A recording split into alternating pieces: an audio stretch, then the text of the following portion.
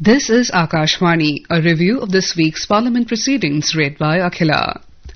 This was the fourth and final week of the monsoon session of Parliament.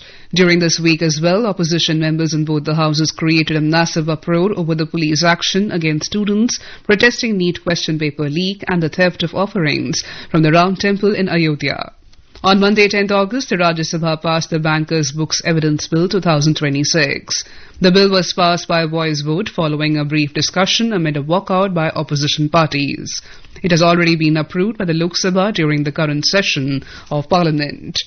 Replying to the discussion, Finance Minister Nirmala Sitharaman said that the bill permits banking records to be produced either in physical or electronic form.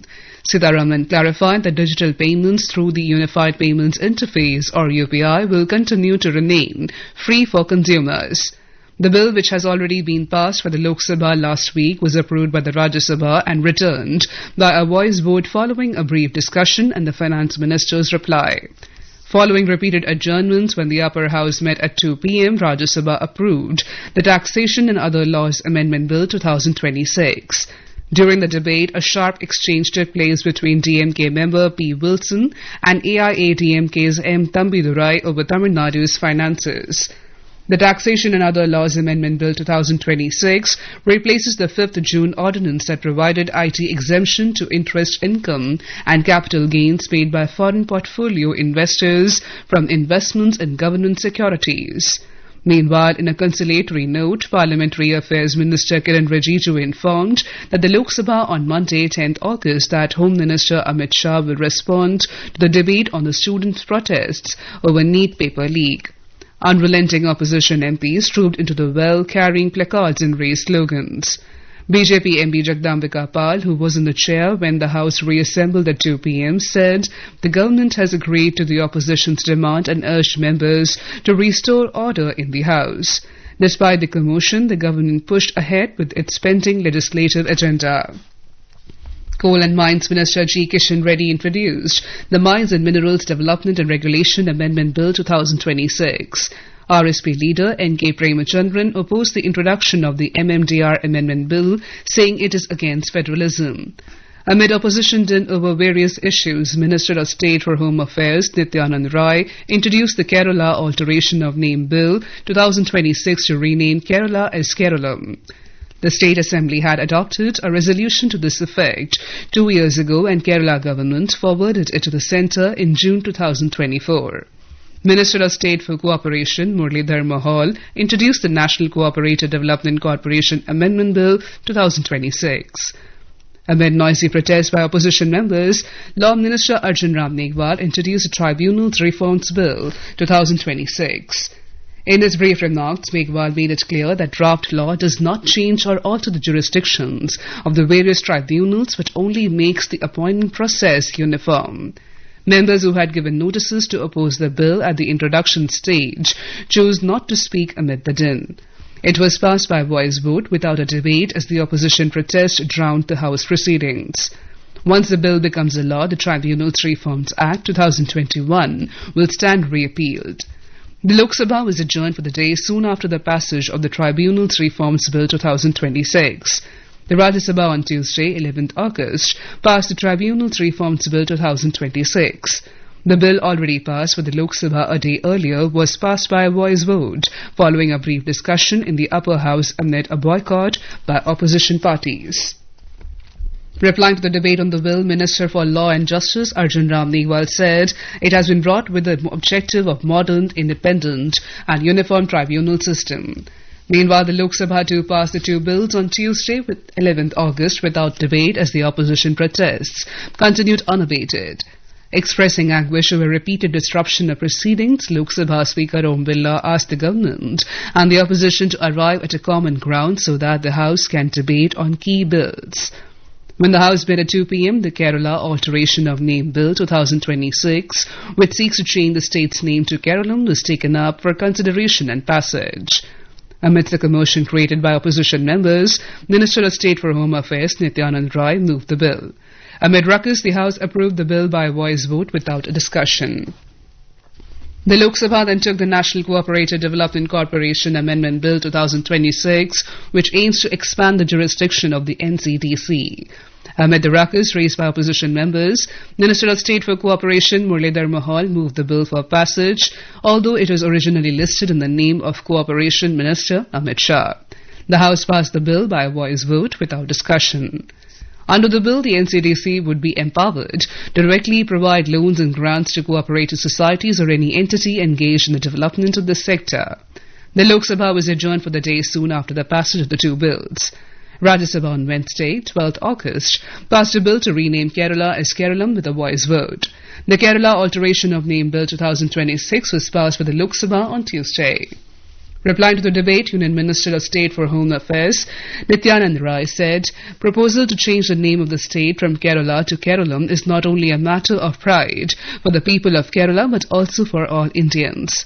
Rashtriya Lok Morcha member Upendra Kushwaha, BJP members Samik Bhattacharya, Sudhanshu Trivedi and Lahar Singh Saroya, Vijay Chantakayala of TDP, A.A. Rahim of CPIM, Jose K. Mani of KCM, Sadosh Kumar P of CPI, Harish Biran of IUML, R. Narzari of UPPL and L.K. Sudhish at AMDK besides Union Ministers, Ramdas Athawale and Suresh Gopi participated in the debate. The House also adopted motion to refer the Foreign Contribution Regulation Amendment Bill 2026 to a joint committee of Parliament. The motion was moved by Minister of State for Home Nityanand Rai and adopted by voice vote in the upper house. The upper house passed a bill to broaden the mandate of the National Cooperative Development Corporation NCDC to give loans and grants directly to cooperative societies in the country. It was passed by the Lok Sabha on Tuesday. Replying to the discussion in the upper house, Minister of State for Cooperation Muralidhar Mohal said the proposed changes are aimed at broadening the mandate and financial scope of the NCDC and making it more effective and in line with the changing needs of the cooperative sector. Participating in the discussion, Janata Dal United member Sanjay Jha praised Bihar Chief Minister and Rajya Sabha member Nitish Kumar for abolishing the Agricultural Produce Market Committee or APMC system in Bihar, saying the move eliminated middlemen and ensured direct payments to farmers. Members of the opposition INDA bloc staged a walkout during the discussion on the bill. Earlier, the House was adjourned without transacting any business following an uproar over BJP MP Sushmita Dev's alleged remarks against CPM's John Rattas. Soon after listed papers were laid on the table at the start of the day, Rattas raised the issue of him being targeted with the Lungiwala slur by Dev. Amid a ruckus, Chairman C.P. Radhakrishnan expressed concern over discourteous and undignified comments being made in the House. The Lok Sabha on Wednesday, 12th August, passed the Mines and Minerals Development and Regulation Amendment Bill 2026 without a debate amidst an uproar by the opposition. The bill seeks to prevent states from levying additional taxes on mineral rights. Union Coal and Mines Minister G. Kishan Reddy moved the bill in the House for discussion and passage when the House reassembled at 3 p.m. after two previous adjournments due to protest by opposition members. Opposing the bill, RSP's N.K. Premachandran stated that it goes against the Constitution and the federal structure. When the House reassembled at 2 p.m. after one adjournment in the morning, the Lok Sabha passed a motion to refer the Foreign Contribution Regulation Amendment Bill 2026 to a 31-member joint committee of Parliament for further scrutiny amid opposition protests and demands for its withdrawal. The motion moved by Minister of State for Home Nityanand Rai amidst sloganeering by opposition MPs demanding the presence of Home Minister Amit Shah in the House provides for a committee comprising 21 members from the Lok Sabha and 10 from the Rajya Sabha. The committee has been asked to submit its report to the Lok Sabha by last day of the first week of the winter session of Parliament in 2026. Before the motion was passed, the Samajwadi Party MP Akhilesh Yadav, Congress MP K.C. Venugopal and DMK's T.R. Balu opposed the FCRA amendment bill. Parliamentary Affairs Minister Kiran Rijiju said if the opposition parties have any reservations about the bill, they can speak in the JPC. The bill was introduced in the Lok Sabha on 25th March and proposes tighter government oversight over non-governmental organizations and foreign funding in the country. After a brief adjournment, the House again reassembled at 3 p.m. and it passed the Mines and Minerals Bill. Amid opposition protests, Rijiju said government is ready to start a debate immediately on the student protest over the NEET issue, and Home Minister Amit Shah has already written to the Speaker about this. He said the opposition should not run away from the debate when the Home Minister is ready to answer all their questions. as the standoff continued with the Treasury benches also raising the issue of student protests. In Jharkhand, the House was adjourned for the day. Earlier in another development, the report of an inquiry committee that investigated allegations against Justice Yashwant Verma was also laid in the Lok Sabha during the proceedings. Verma was facing removal proceedings over the alleged discovery of unaccounted cash from his official residence. Both houses of parliament were adjourned sine die on Thursday, 13th August, bringing the monsoon session to a close. The session witnessed repeated disruptions. During the nearly 4-week session, the upper house passed or returned 12 bills. Rajya Sabha Chairman C.P. Radhakrishnan expressed deep concern over repeated disruptions. On the last day of the monsoon session, the Rajya Sabha passed the Mines and Minerals Development and Regulation Amendment Bill 2026. The legislation seeks to bring uniformity in mineral rates across the country while retaining states' powers over minor minerals. The bill, which was passed with the Lok Sabha a day earlier without a discussion, saw a brief discussion in the upper house after it was taken up dispensing with the 0 hour and the question hour. Replying to the debate, Mines Minister G. Kishan Reddy said that the centre will continue to regulate major minerals such as coal, iron ore, limestone, copper and manganese, while states will retain authority over 49 minor minerals. The bill was passed after the House negated by voice vote an amendment moved by Trichy Shiva of DMK seeking referral of the bill to Select Committee of the Rajya Sabha. Some opposition MPs wanted a division of votes on the amendment, but Chairman C.P. Radhakrishnan said such exercise could not be taken up amid din in the House. Following the passage of the legislation, Chairman C.P. Radhakrishnan highlighted the performance of the House during the monsoon session. The monsoon session, which began on 20th July, witnessed several adjournments amid protests by opposition members on various issues. Despite the disruption, the Rajya Sabha considered and passed or returned 12 bills during the session. Radhakrishnan noted that the House functioned for only 37 hours and 49 minutes, recording a productivity of just over 39%. Earlier in the day, Leader of Opposition in the Rajya Sabha, Mallikarjun Kharge, created an uproar after alleging that people associated with the BJP purified the stage at Ramlila Maidan in Uttarakhand, where he had made a speech.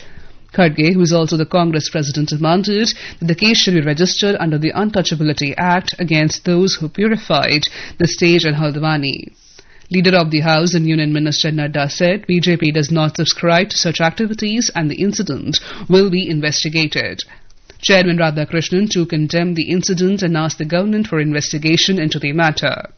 The Lok Sabha was also adjourned sine die on Thursday, 13th August, bringing down the curtains on a stormy monsoon session that saw the passage of several key bills without a debate and relentless protests by the opposition on the police action against agitating students and theft of Ram Temple donations. As soon as the House met for the day, all 6 stanzas of the national song were played, following which the House was adjourned sine die. Prime Minister Narendra Modi, Home Minister Amit Shah, Defence Minister Rajnath Singh and Leader of the Opposition Rahul Gandhi were present when the House met for a brief while.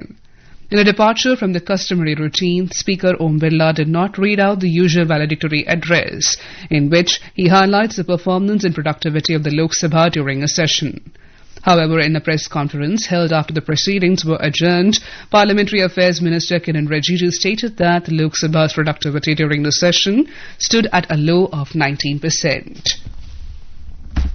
Though the House could not complete the question hour on any of the days throughout the session due to opposition, protests as many as 12 bills were passed, including 2 earlier cleared by the Rajya Sabha. Out of the 12 bills, debate could only take place on 2, while others were passed without a discussion. The bill to amend the anti-paper leaks law saw an elaborate discussion lasting 10 hours. That's all in the Parliament Review.